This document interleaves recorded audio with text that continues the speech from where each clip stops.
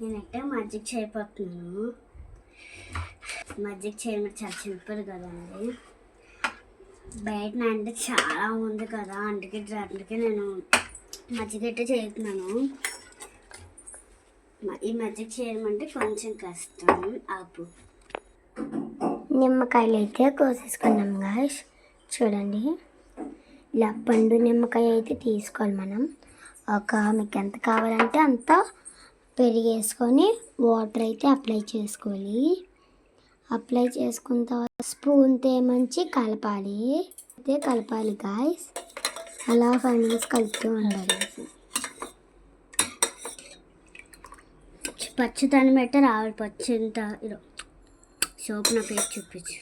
కానీ కొద్దిగా ఉప్పు అయితే వేయాలి. ఉప్పు వేసావా గాయ్స్? ఉప్పు అయితే వేసేయాలి కొద్దిగా, ఒక 2 drops అన్నట్టుగా వేసుకొని కలిపేసుకోవాలి. కలిపేసుకున్న తర్వాత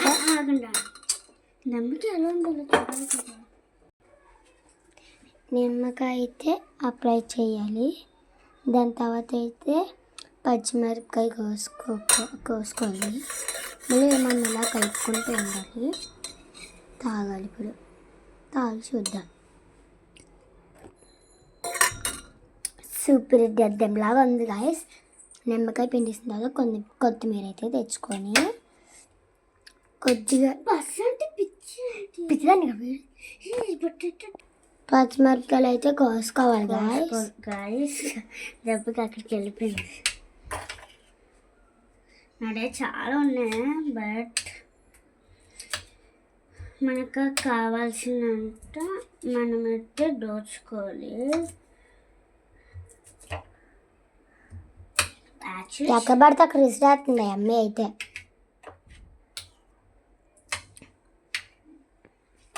ఇలా వేసేస్తున్నాను. ఇలా దీంట్లో వేసేయడమే.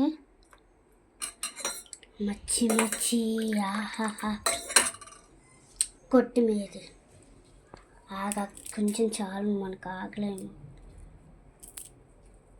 కరివేపాకు అయితే వేసేసుకోవాలి. కరివేపాకు అయితే వేసేసుకోవాలి.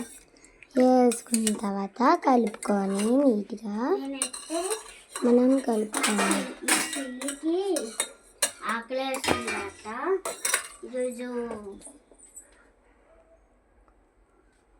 వరలక్ష్మి వ్రతం కాబట్టి మేము పులిహోర అయితే చేసేసుకున్నా. అసలు నేను మాట్లాడుతున్నట్టు పులిహోర అయితే మేము చేసుకున్నాం.